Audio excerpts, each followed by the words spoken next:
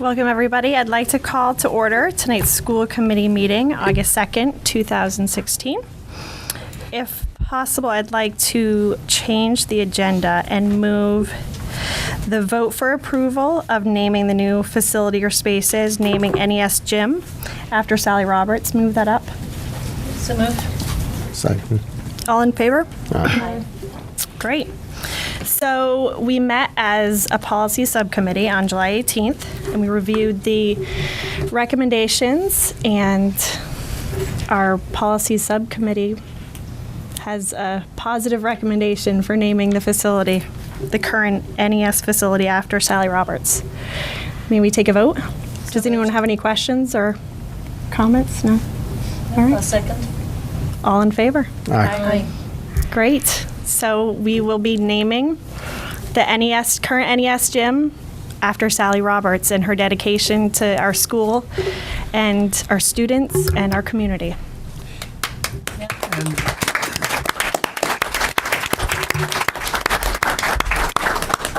I think in coordination with Principal Kubish, we will plan an event sometime in September, probably middle to later September, so that things are up and running, and then Kim can meet with maybe the family to talk about how we'll run that. Okay? Great. Thank you so much. Okay. Been honored to have you. Delighted. Absolutely. Thank Yeah. you. And you are welcome to stay for the entire meeting. There goes our audience. See, that was a mistake. Thank you. Thank you all. Thank you. Thank you. Thank you for coming. Everybody said through the beginning, so they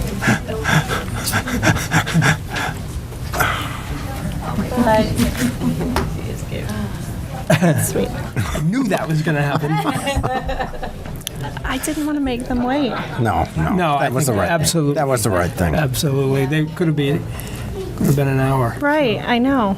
Although we're very interested for our first presentation on AP results. John, do you want to come up? Thank you. Do you guys want to go down? Yeah.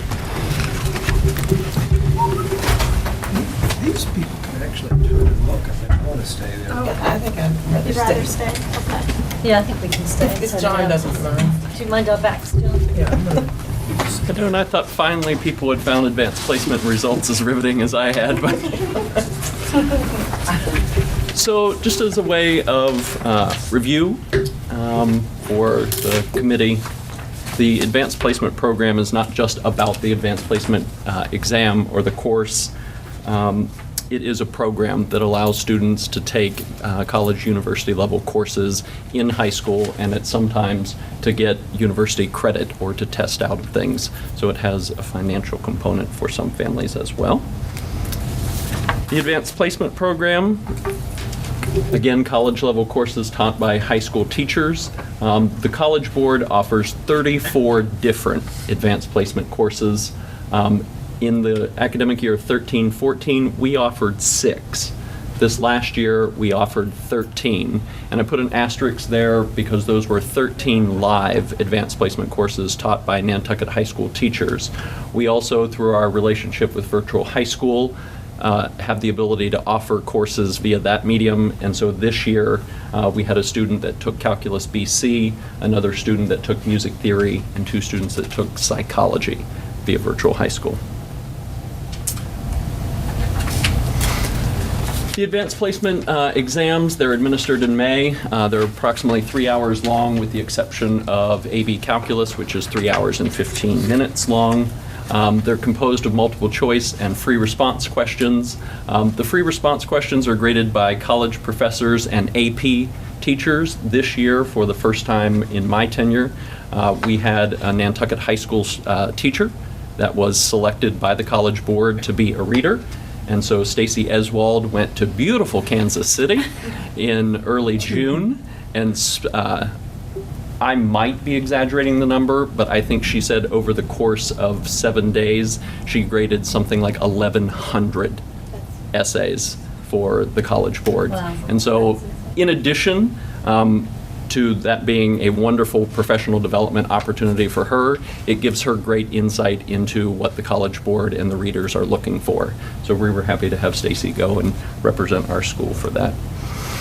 There are 5 designations that the College Board gives, and if you remember last year, they have updated these. 5 is extremely well qualified, and 1 used to be somewhere along the range of not qualified or disqualified, and now they have changed that to say no recommendation, because with open enrollment and wanting to encourage students, they see the value in having participated in the course, and so don't want to diminish that opportunity or that experience for students by saying that getting a 1 has no qualification. So a little historical analysis. I write a whole bunch of things that I don't say, so I'm flipping through sheets. Over the years, we have offered certain courses and then suspended others. Oftentimes, the reason that we elect to suspend a course is lack of interest on students' part, and as we offer more courses, certain courses are more popular than others. So we also look at the results when determining which courses we'll be offering. So you can see in 2012, we had 83 exams given, a slight jump in 2013 to 89. But 14-15 really kind of tells a much different story. We did the large jump. We added 3 advanced placement courses. In 15, we added an additional 3 this year when we get to those results. If you remember from the presentation last year, chemistry and government were cited as areas for us to focus, with both seeing major recessions in scores from one year to the next. As you're about to see, there was good news in chemistry this year with our new teacher, Mr. Gregorich, who saw some good improvement in chemistry scores. So here's a rather complicated slide. The first column gives you the average score in each of the courses that we offered. Then it follows with the breakdown of how many 5, 4, 3, 2, 1, and then the 2015 results. And I do the stoplight highlighting to recognize areas where there was some change, but not necessarily of concern, which would be signaled in a yellow highlight. Red would be areas where we need to focus, and green are areas where we saw improvement. So biology saw a slight decrease after 2 years of rising scores. Calculus had a challenging year. Scores decreased on average by over 0.5 point. And there's an interesting note with our MIMSI grant, they give mock exams. And in April, students took the mock calculus exam and scored much better on the mock exam than they did a month later in the actual administration of the AP exam. I have met with Dr. Williams to review the scores and analyze areas and to consider things that we might do differently for next year. Chemistry is a shining star, as I said. After a significant drop last year, the AP Chem scores rose by almost a 0.5 point this year. This is no small feat. Mr. Gregorich was a new teacher, new to Nantucket, and had never taught an AP course before. So for him to have realized improvement in his first year, I think that deserves our acknowledgement. English language and English literature continue to post impressive results. As you can see, both saw increases this year. Another bright spot was environmental science. Ms. Arisman was also new to NHS and new to teaching advanced placement. Having improvement in year 1 is also worth our recognition. And rounding out our new to NHS and new to advanced placement is our physics teacher, Yu-Yan Hayford, who saw improvement with AP Physics. She did a nice job with a small class and got the best out of them. Seminar and studio art were in their first year, and I think those are impressive results for the first year of a course being offered. Stats was disappointing with almost a 0.5 point decrease. This course will have a new teacher next year. U.S. history saw impressive growth and had great results. We need to make a determination about U.S. government, and I'll be meeting with that teacher to talk about the direction we go with AP U.S. government moving forward. So you can see that we had 213 exams given, up from 199 the year before. Of note is our AP Spanish. We don't have the results of those because there will be a retest tomorrow morning. Yes, August 3rd, students will be coming in. There was an anomaly during testing, and so they canceled session 2 of our results. But the positive was that they are willing to allow our students to retest rather than just not scoring them. So we have 8 students coming in tomorrow who will complete session 2 of the AP Spanish exam, and we'll have those results for you later in the fall. Down at the bottom are our virtual high school results. I think it's worth noting the Calculus BC. We had one student, and BC covers all of the topics of Calculus AB and then additional topics. So they get 2 scores for Calculus BC. The first is the BC score on the additional topics, and then the second is the original topics from AB. So this student got a 3 on the advanced exam and a 5 on the AB exam, which after a year I think is a pretty impressive result. Music theory has subsets, so they have an oral, a non-oral, and then the theory portion of the exam.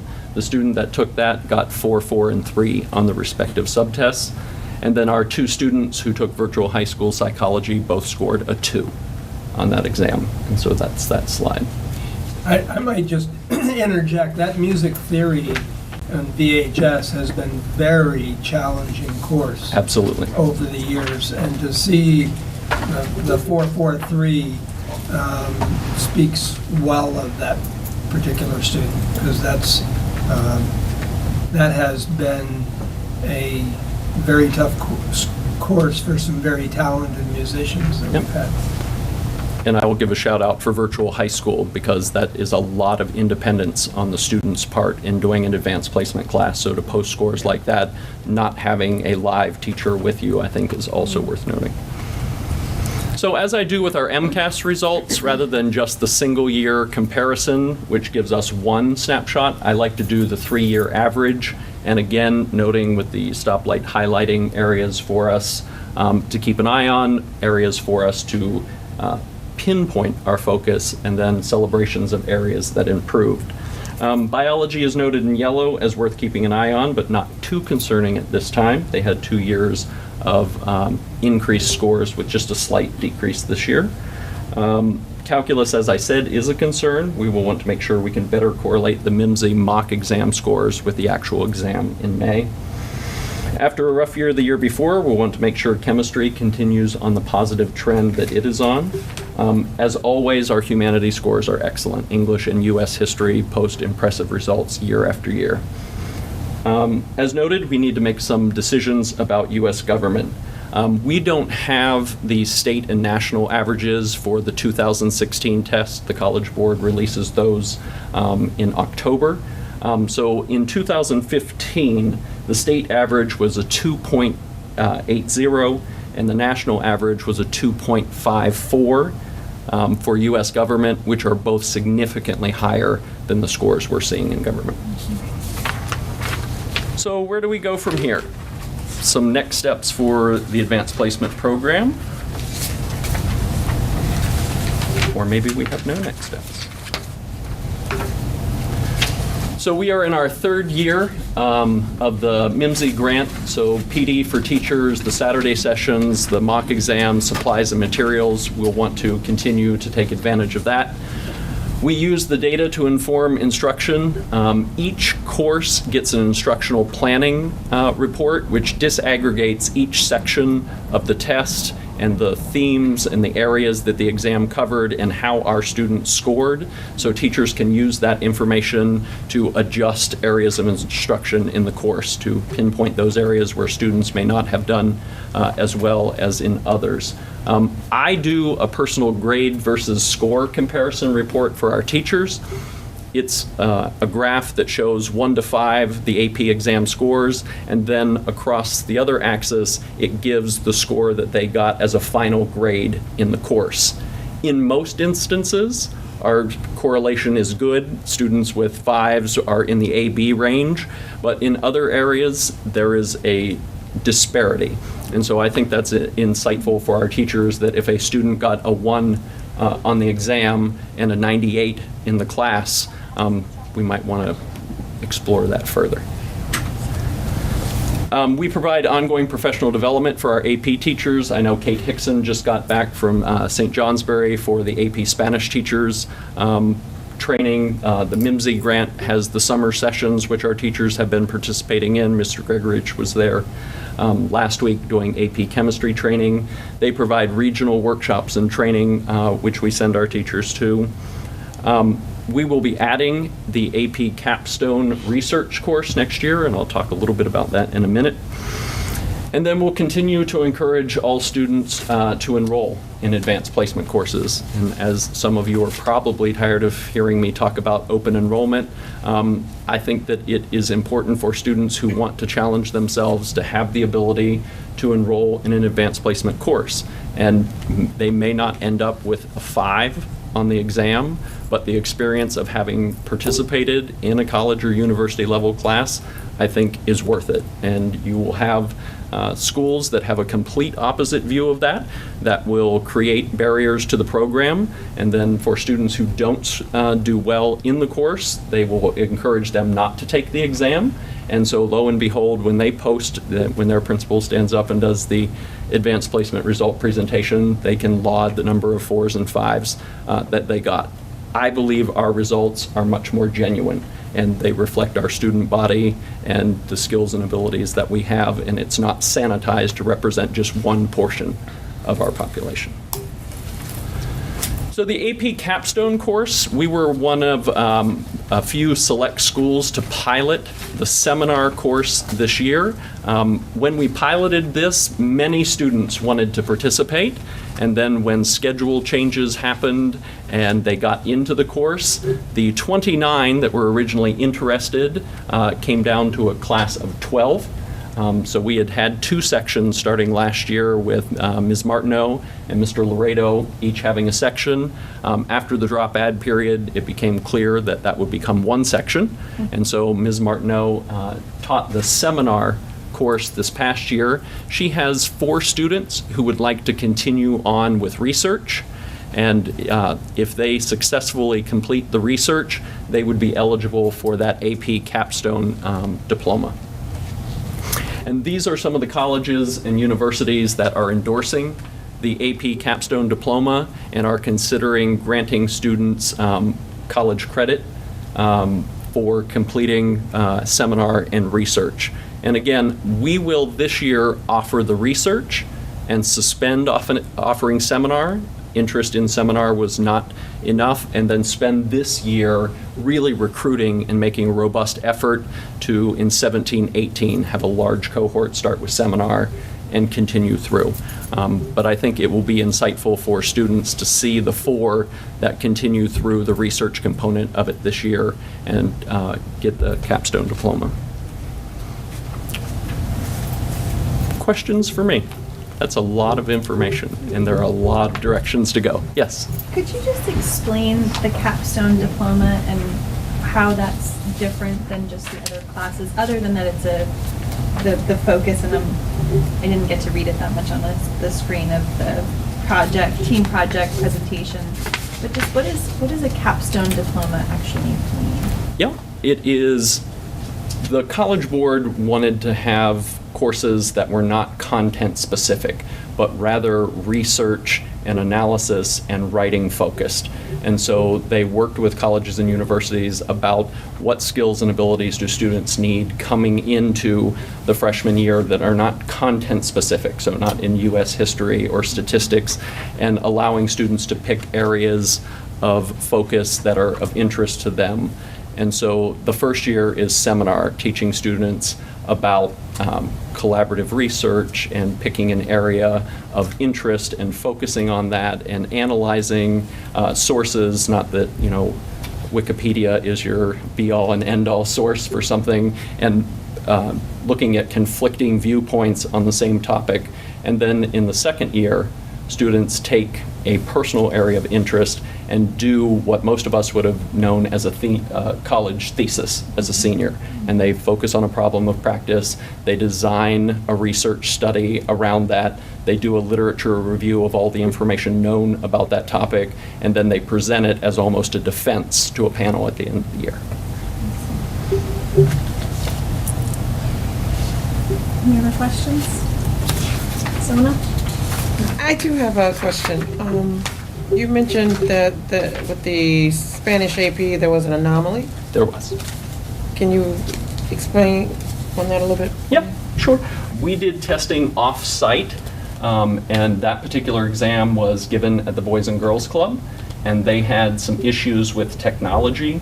And in the Spanish exam, there is an oral component where they have to speak and respond and record, and they were struggling with the technology, so they brought students back here to do that, and they didn't have the capacity to do the group at one time. It's supposed to be an 18-minute session, so they did each student individually, 18 minutes. So we went over our testing time and changed testing locations, and so the College Board said, this sounds like we should redo that.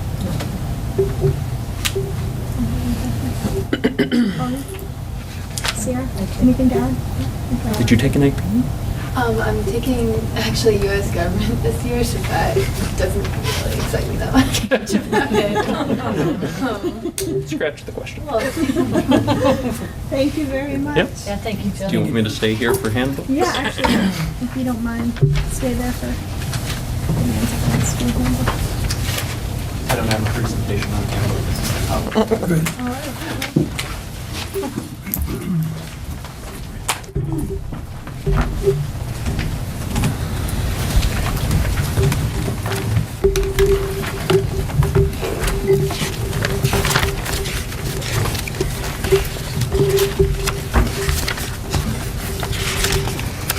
Sit, stand. You can just stand, that's fine.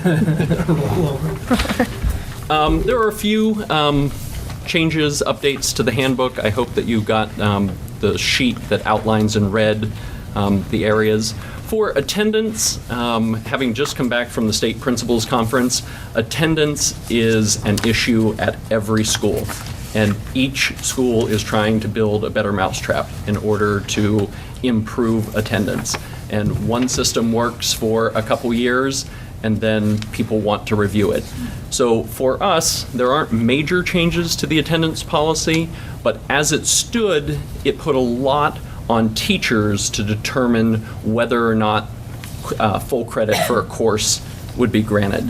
And they were looking at, can we have an end number that after this number, there's no credit without some sort of a review process. And so, as you can see, it's 15 days in a semester course and 30 in a year long that would hit that threshold and eliminate credit for a course.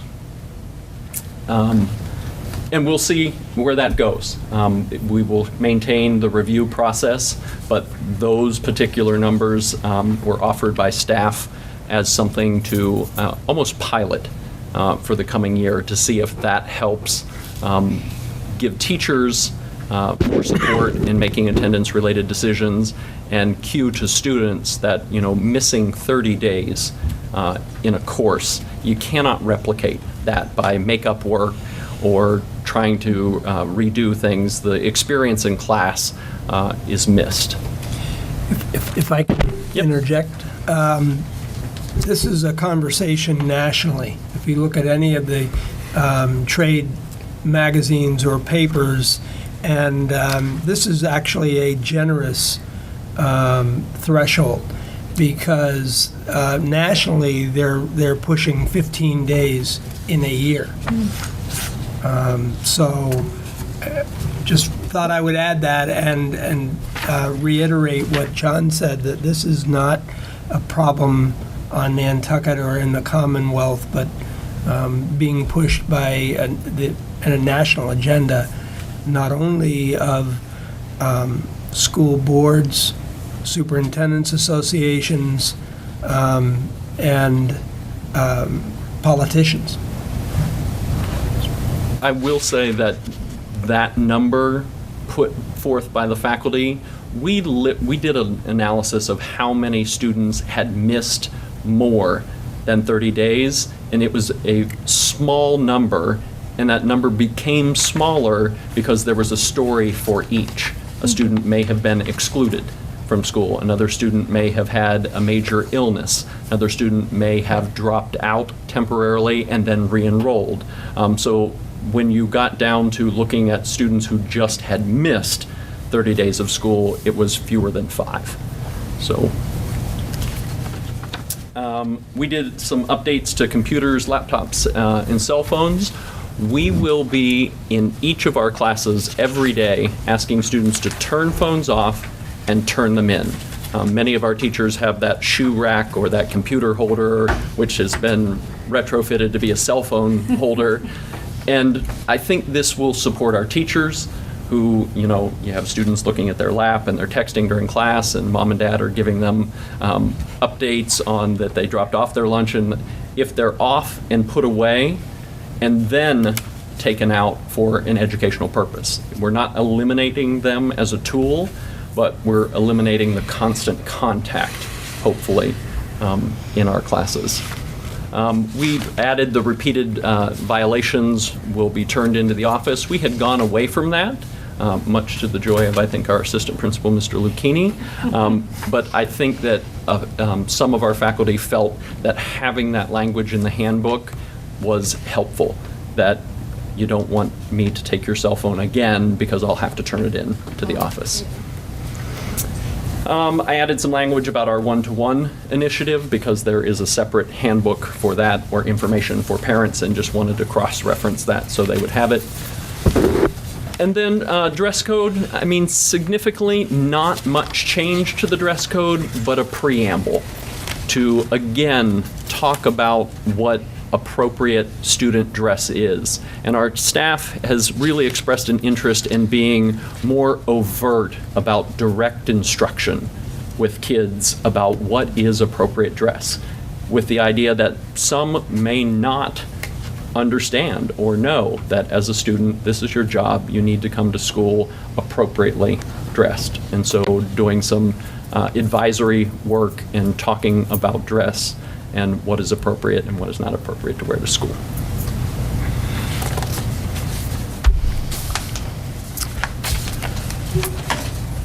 Questions? Any questions?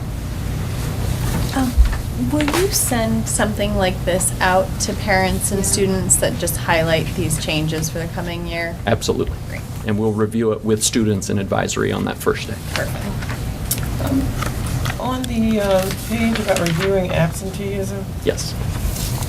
it says counselor and it crossed out the student advisor. Who's the counselor?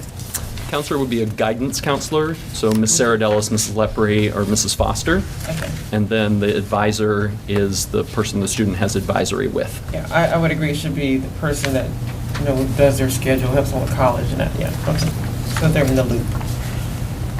Tim, any questions? Pauline? No, thank you. Sierra, any questions or comments? I think the dress code is much needed. Nice little overview. That's good. Very good. Peter? Thank you. Thank you. Thank you. Thank you very much.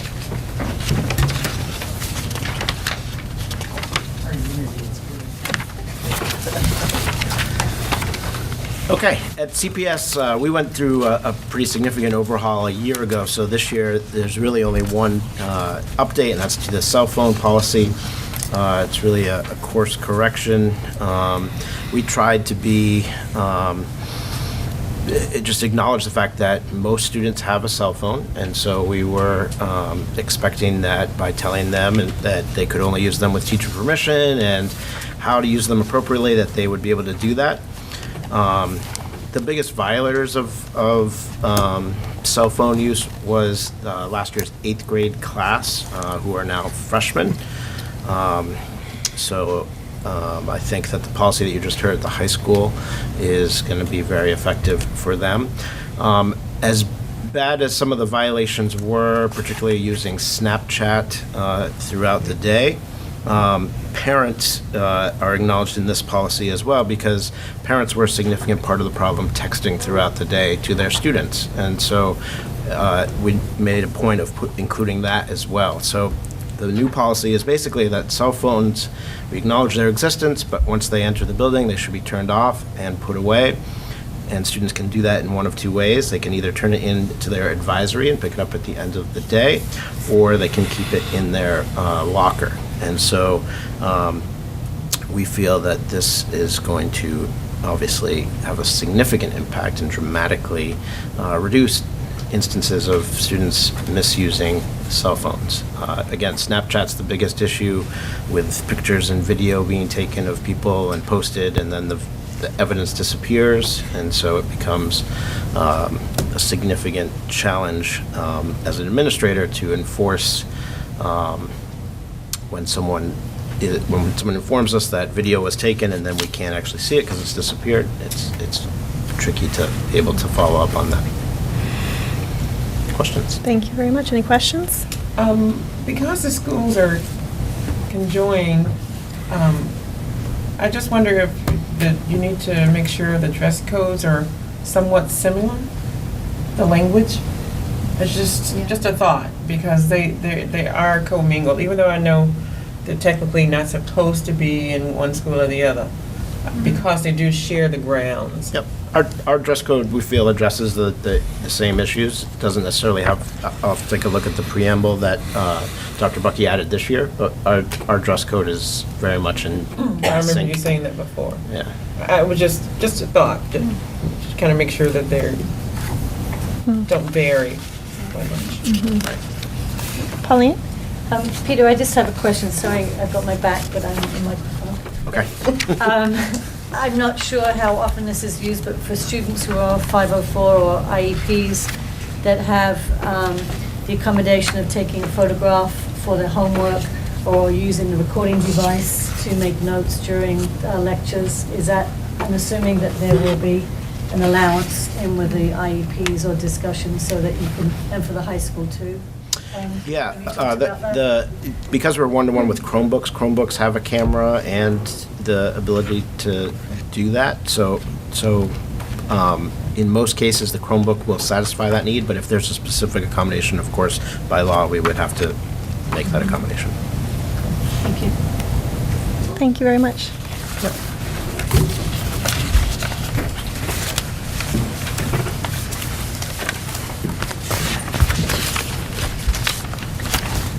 So, Ms. Butler, I apologize because you missed our huge handbook rehaul that we did last year. Don't apologize.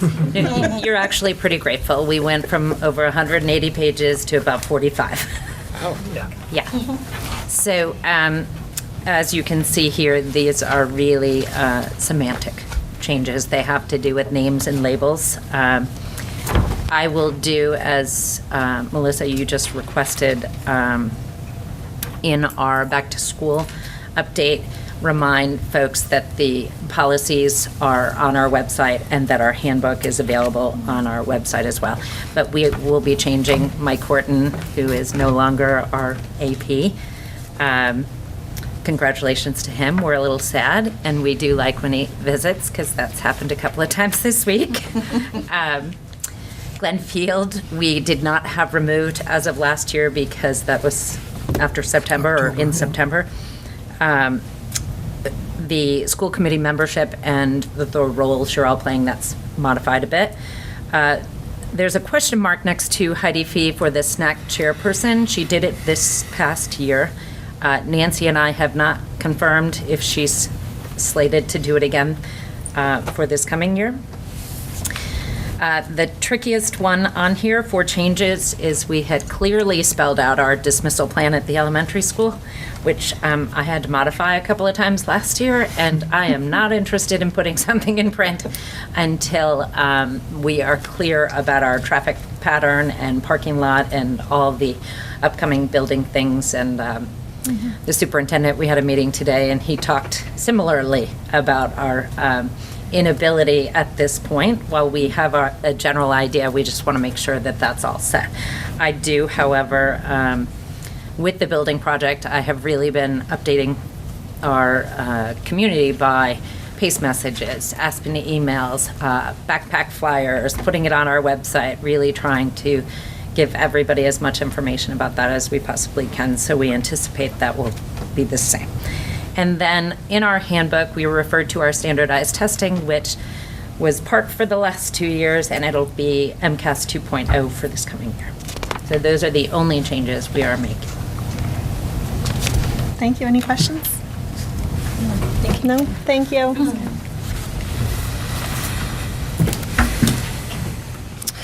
Moving on to district goals for 2016-17, the draft. Yes, this is a draft based on what we've done in the past. It's always been student achievement leading off as our first and foremost goal. The second goal is the completion of the building project, and you'll see a couple of dates. I said is expected to be completed or near completion for the opening of the school in September 2016. You'll get more of an update on that when we do a walkabout next school committee meeting on the 16th. It's going to be pretty tight. And the intermediate school is on or ahead of schedule at this point for an opening in September of 2017. So, and then the third goal, which I think I tried to take off 2 years ago, and I was reminded that always needs to continue as a goal for the district. I think we've done a very good job with our budget development over the past few years.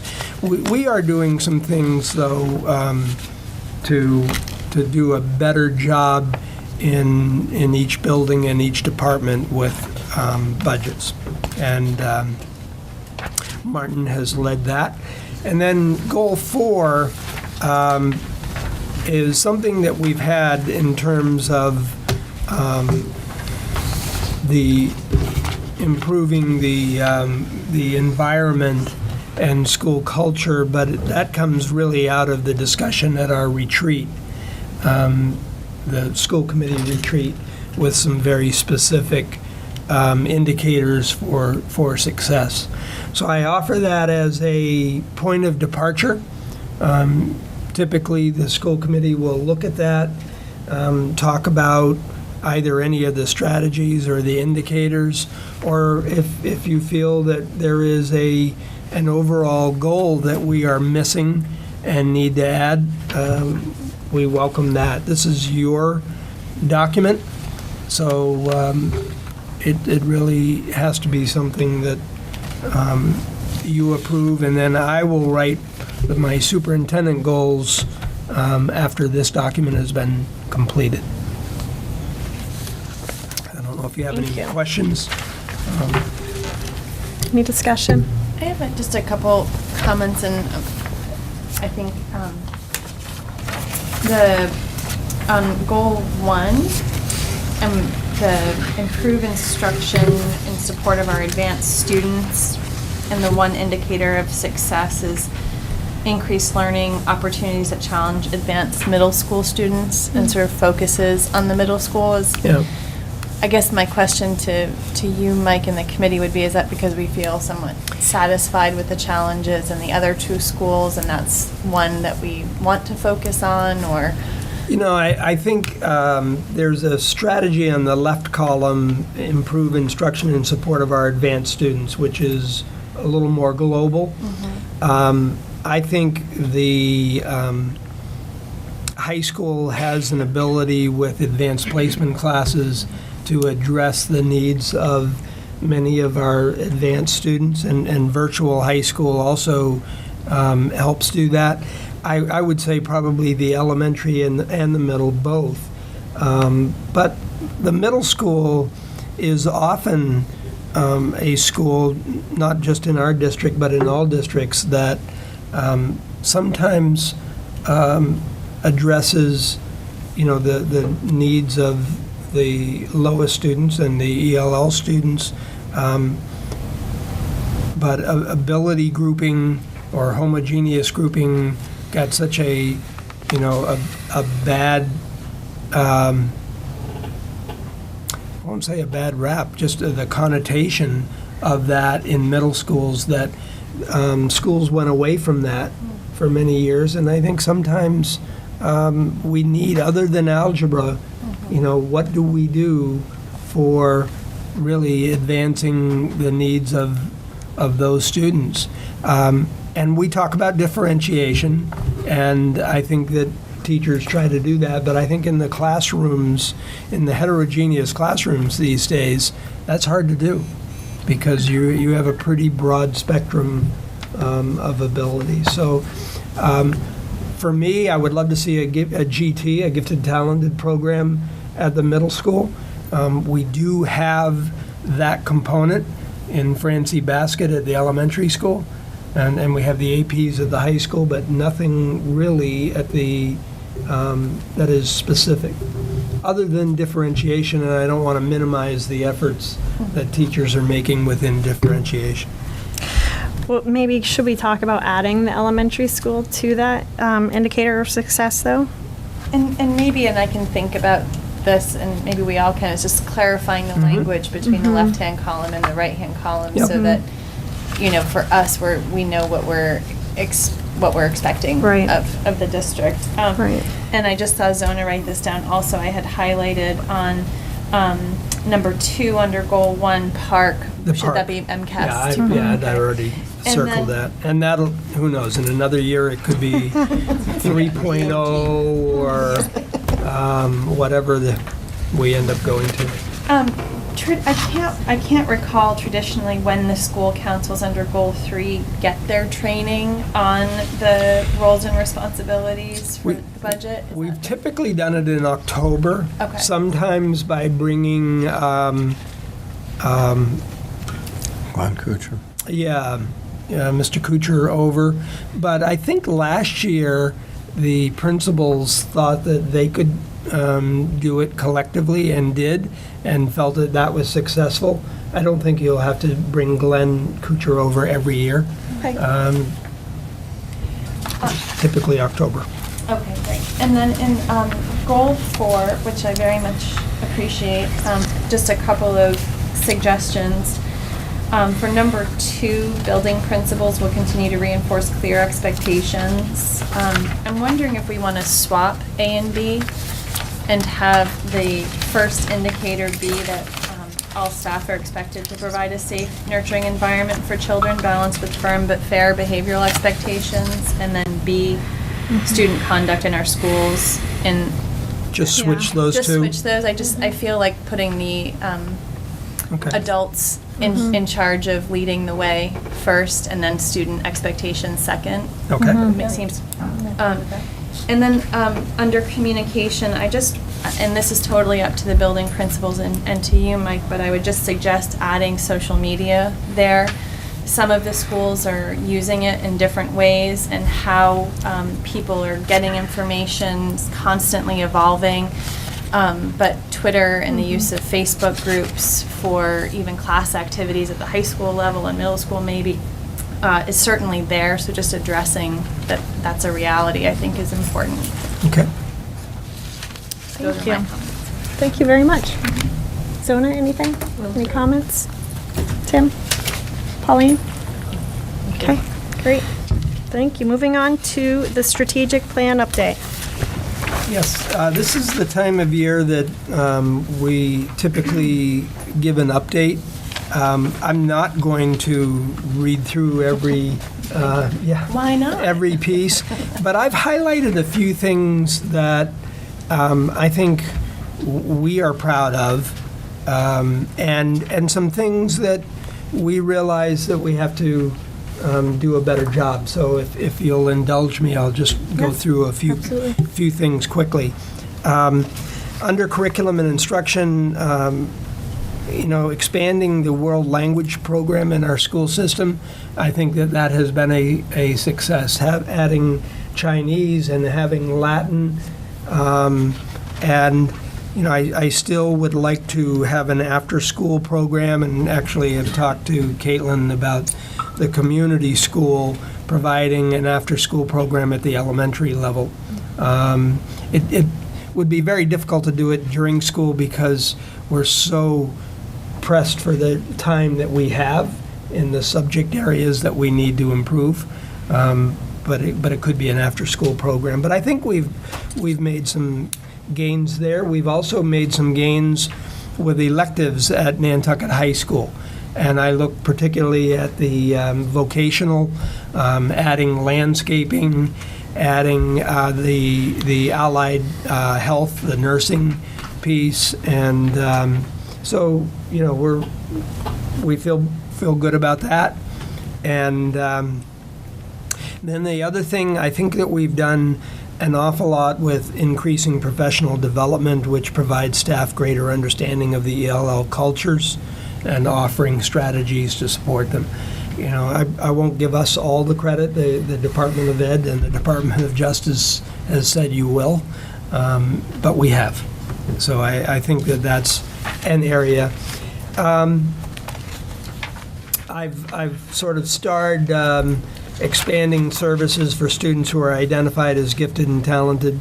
That's something that we haven't accomplished, and I would love to be able to move forward there in some way. And then I've also started increasing instructional time for students. That's not something we've had success with, but that's something that the school committee has made a goal, for negotiations. Mike, I'm Yep. sorry, just to ask a question with that, because I know it's a strategy on the draft goals also, and we don't necessarily have an indicator for success, and in some ways it's self-evident that an indicator of success of that would be that there's somehow increased time. Achievement. Right. Right. That we've achieved that in some level, but I have a question mark next to it for myself if we somehow want to define that. What's the indicator? What would make us feel good about having checked that box? Okay. And then another thing that we've talked about as a team at the bottom of that second page, ensuring that in particular CPS and NHS electronic grade books are updated more often. That's a problem area, and we can do better. Under school culture, there are just so many things under each goal, and I didn't really highlight anything, but I would say that we have done a lot of work on our website, as you had the presentation from Logan and Karen, and I think that those are ways of sharing, making things more safe and secure. And the middle school vestibule is on the way, as you can see. And then I circled a couple of things, bringing back the Nantucket history course. We don't always have it every semester or every year, but we've had it as an offering, and I think that has been something that both John and I have received a lot of positive comments out in the community. And then the Nantucket Education Trust, returning to its original mission of supporting educational opportunities that are beyond the school budget. And I don't know that the school system gets credit for that, but it's nice that NET has the wherewithal to do that now. Under facility, grounds, and transportation, I think if you look at the 5 years, it's pretty incredible in that goal to see what we have done. We have stayed true to all of our 5-year plan, other than the athletic complex, which we shelved in order to do the new school and the renovation of the middle school. Pretty remarkable. And again, I would give credit to first to the community and the budget for this, and the school committee's commitment to it, and Diane's work. You've had a glimpse into all the things that she has done, but it's pretty incredible, and a lot of moving pieces going on out there. And then I think as a whole, technology in the last 5 years, I think we have moved incredibly forward in technology. Not only did we place interactive whiteboard, technology in all classrooms, and we did that And not only have we put state-of-the-art technology labs, but we've already made the leap to the one-to-one initiative at the middle school and this coming year at the high school. And that's, a lot of districts aren't doing what we have done with technology.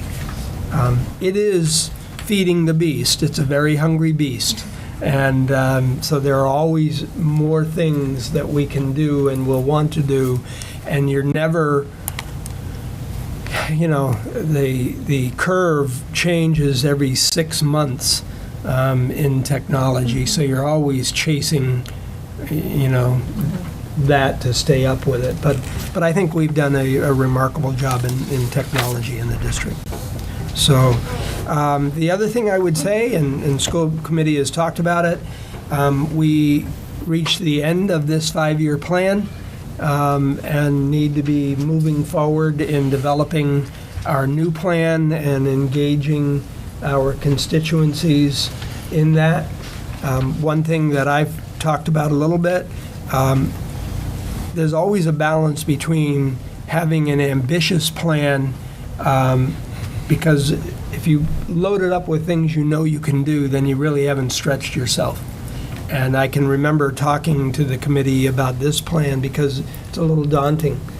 And I said, if we can accomplish 60%, we will have moved the district forward. And I truly believe that we have. The coming plan, I think we'll certainly have some goals. I'm hoping that we may have a few less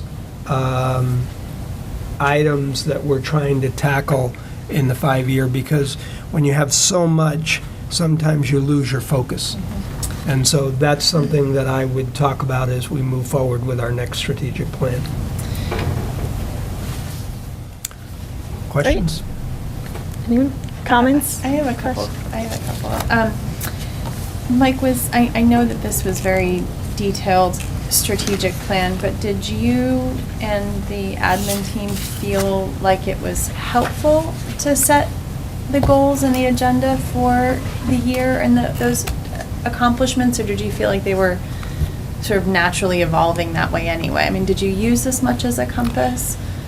I think we did. I certainly did. I'm not sure that the admin, pulled it out at every meeting that we have, and but I think we know we have a good idea what's in that plan. Right. We know that there is,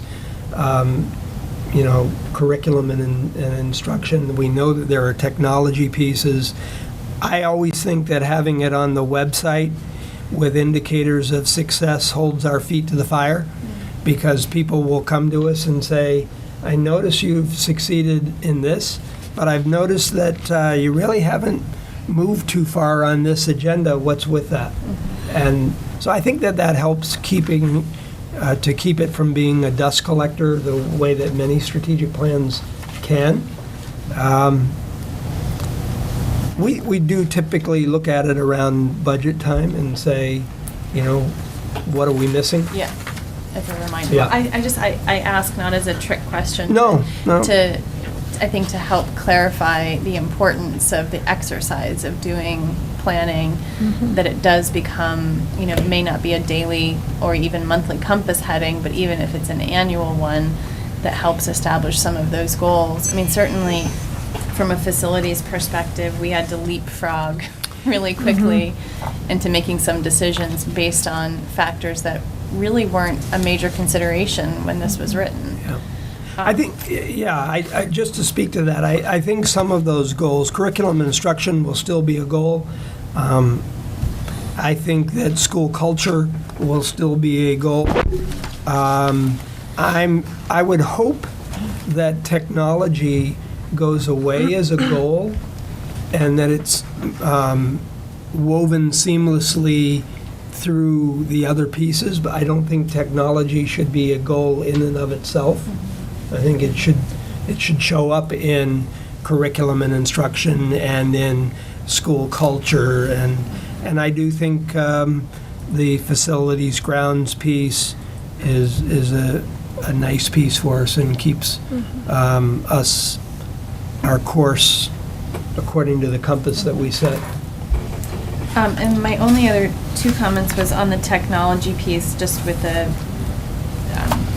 massive success we had in implementing so much. I think we should thank the Friends of Nantucket Public Schools for their financial assistance to make so much of that technology available in the classrooms, the whiteboards, and their direct support of teachers, because that may not have been possible without their support.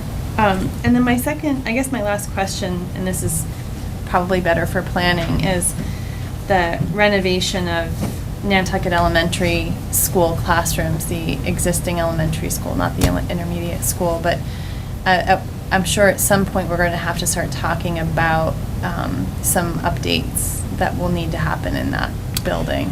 Kim and I met this week, as a matter of fact, talked about what the plan would be moving forward. Just moving the community school and my offices over there are going to mean some changes. We haven't forgotten about that school. We have a significant investment in HVAC going in, so it's there's still some work to do. Yeah. Absolutely. Okay. Those are mine. Thank you. Zona, anything? Good. Pauline, Tim? Just remind me of the process going forward for the next planning session. How do you see that rolling out, Mike? It's a good question. I'm pausing because I'm thinking of the building project and some of the other things that are underway. I think that we should have an outside facilitator. I've always felt that that is good. I like to be a participant rather than the facilitator. And when you facilitate, you really can't be a voice in it. I think that the first time that, or when we did this 6 years ago now, it hadn't been done for, I don't know, 10 or 15 years. And so we included all the stakeholders that wanted to participate. I would hope that that might be a little bit smaller group, but I don't think that you want to have people feel excluded. So I think we would put it out there that we're going to be starting that process. We had a pretty good representation from some faculty, but I think I'd like to increase that as we move forward. And I have a better idea of who's who and, the voices maybe that are important to have at the table. Is that something that you would request a teacher to participate, or is that a volunteer process? I think we'd put it out to see who is interested, but I think that there probably would be some people that we might tap and say, we really would like you to be a part of it. And but I don't think it'd be to the exclusion of, you're out of the pool. And then also student participation. I think you'd have some. We had a little bit that first time, and I think there were 2 or 3 students. I'm sorry, Polly, I was just gonna say, if I recall correctly, after sort of identifying the main goals, we broke off into smaller Work subgroups, groups. work groups, and that sort of, there was opportunities for people to participate in those conversations that maybe were of more direct interest. I wonder if we want to look at, and I don't remember what we did last time, but reaching out to our graduates, because I think that they are young people that have gone through our system as students, and I think they have a lot of valuable input, as well as current students, but I think our graduates have time to reflect, and I think that they could share an insight that we might not necessarily have representation. No, I think you're. point. I think that's a very good point, because sometimes when you're in school here, you don't know what you're going to need, and having 2 years of college or 4 years and being able to come back to the table and say, I wish I had, had this experience. This was missing and I never knew it until I got out into the cold, cruel world. So I think that that's good. The only thing that makes that hard sometimes is that they're not always available.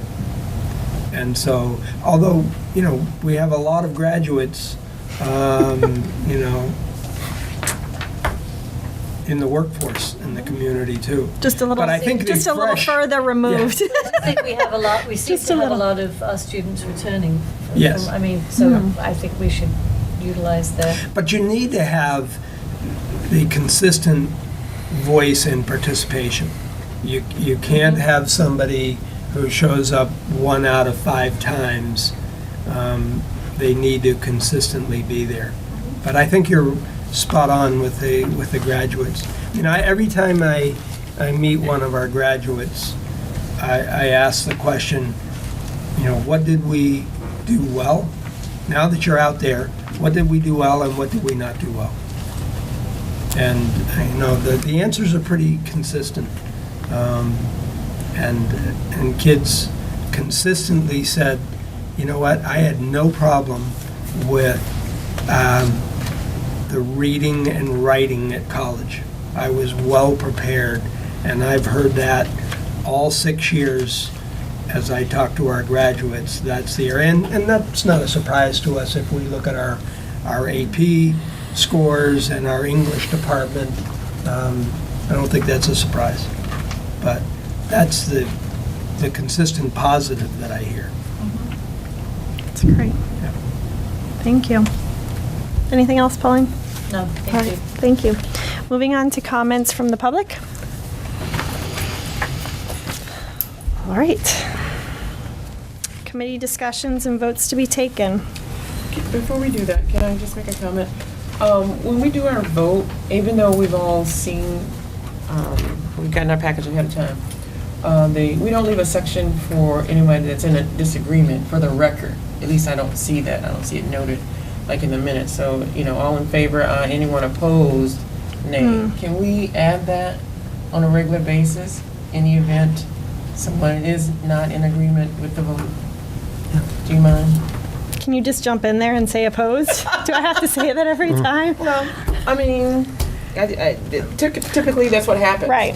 I think because the reason I'm bringing it up is I believe I abstained from voting last meeting regarding the net funds. Okay, and if we have that, I think we need clarity. Right.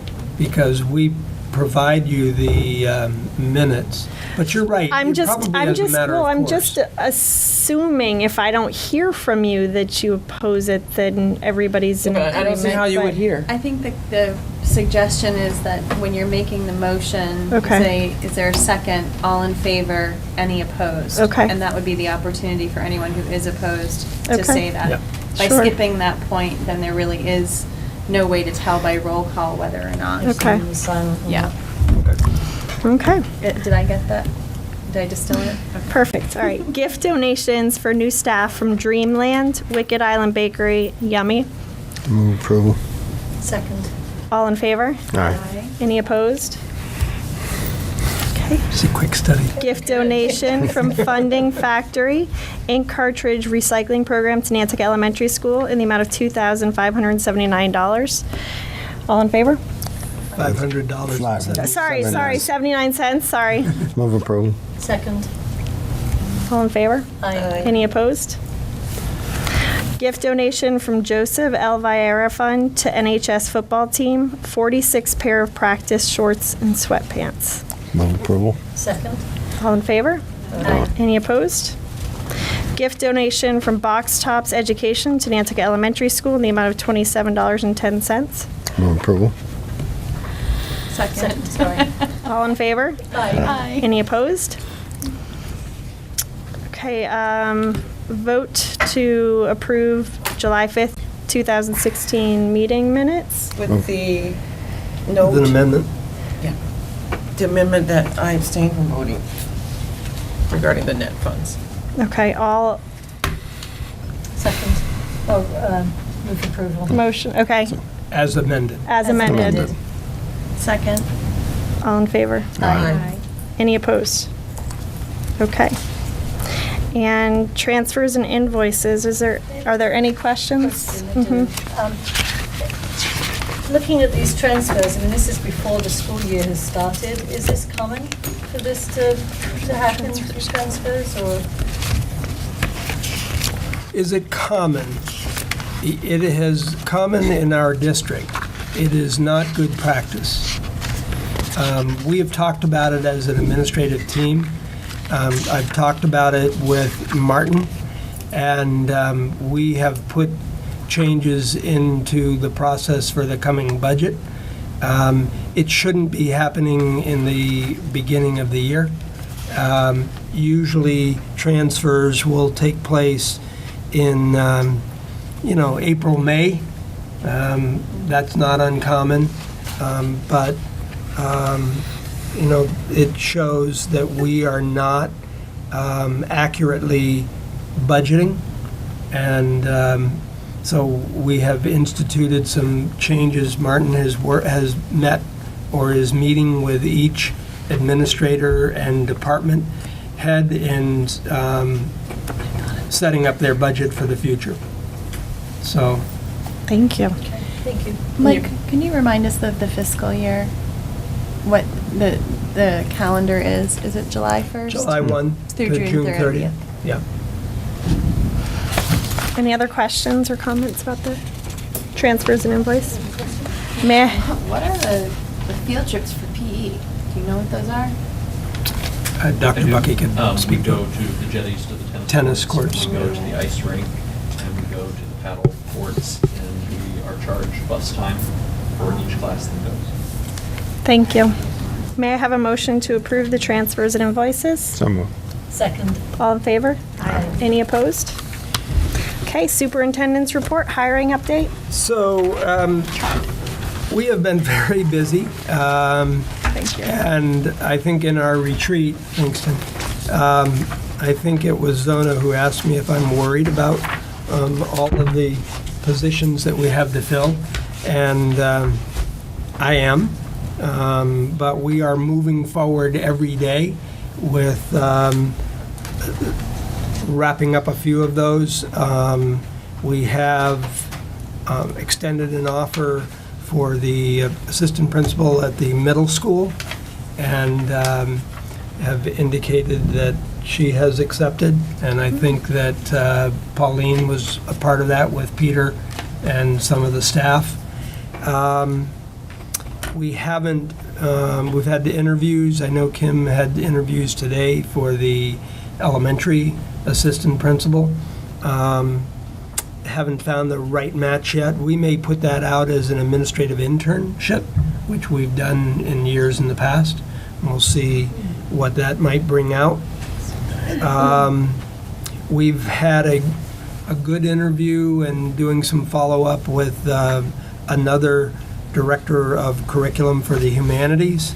And as noted, Mike Horton is on his second day of his position as director of curriculum for STEM. And he came back. And he's still here. Congratulations. Yes, this is good. But we're delighted to have him over at central office and working on some things. So a lot of moving parts. We've had a lot of late resignations that really are a challenge for any district. And it's very disappointing. In some cases, late resignations with no clue that it was going to happen, no word from the superintendent of schools who's hiring these people, which is disconcerting professionally for us. And but it's a tough climate out there for hiring. And so we've gone over that. I think the next week I hope to whittle it down. I think really there's only one position right now at the at the middle school, and that's 8th grade social studies.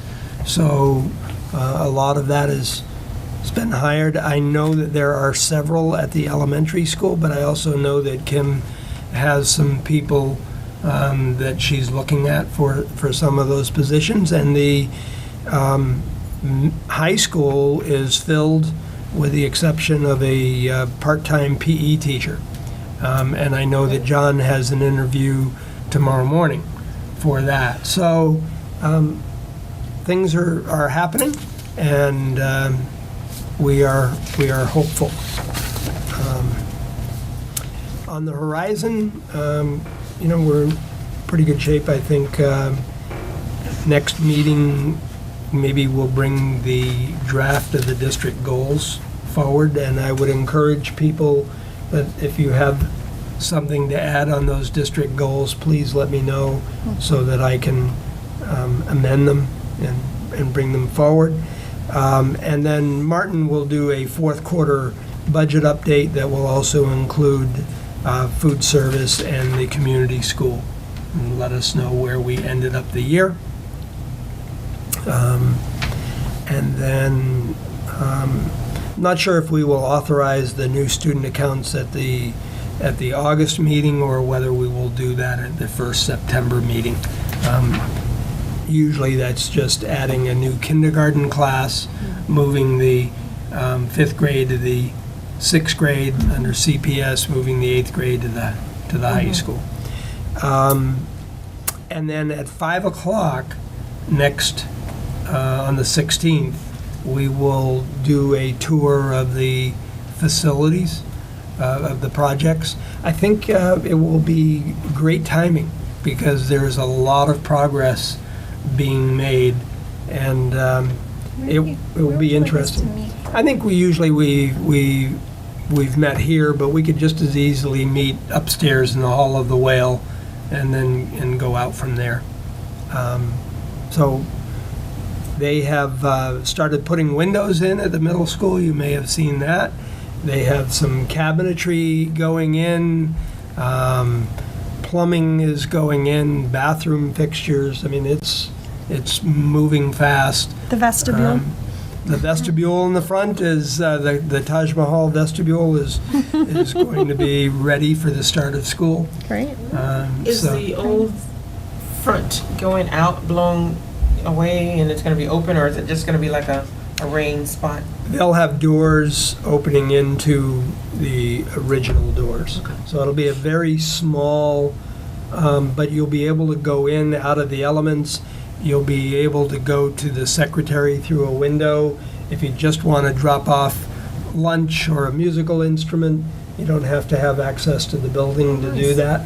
And if you are going to go into the building, you have to be buzzed in by the secretary. So that's been the one vestibule area that we've been most concerned about, because there's really a blind sight for the secretaries to that spot. So. I'm smiling because I was thinking about a time where I had rung the buzzer to go in, and I hadn't been let in yet, and somebody walking by opened the door for me, and they were like, "I'm not sure if I'm supposed to do that or not." And I was like, "Probably not." Close but the I think door. I'm okay. But like I recognize that the vestibule actually adds another layer of security, where the administrative support team in the high school can actually see the people who are walking in the door. Right. It's a great thing. Thank you for being very dogged about it, Jen. That's all I have to report. Thank you very much. Any subcommittee work groups meeting? No? Student council? Anything to report? We're going to try to plan a summer meeting so we can do plan things before the school year, but we'll see how that goes. Good job. Yeah, Good. that's great. Very proactive. Yeah, maybe at the beach. Maybe at like 1 o'clock or something. Great. Thank you. Logan, could you just make mention of the movie night coming up for Friends? The details? Yes. I'm sorry for a second, I forgot. What is she talking about? Sorry. The drive-in movie? Yes, August 10th at Tom Nevers, 3rd annual motion picture drive-in. They are pre-screening from 6:30 forward our Looney Tunes and the sponsor ads, and little snippets here and there of different things. Maybe some old-time newsreels. And then the movie starts at dark, and it'll run about 2-ish hours. And it is Raiders of the Lost Ark, the original. That was a vote that went through social media and agreed upon, and it's been great. We are almost sold out. I think there are only 10 spots available out Wow. of 220.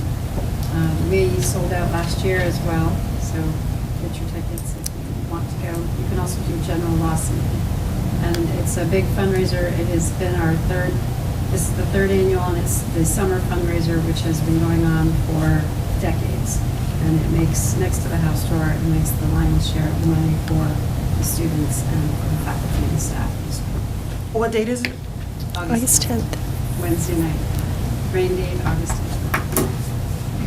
Thank you very much. Thank you. It's exciting. All right, may I have a motion to adjourn? So moved. Second. Anyone oppose? Thank you for coming. Thank you all. Thank you.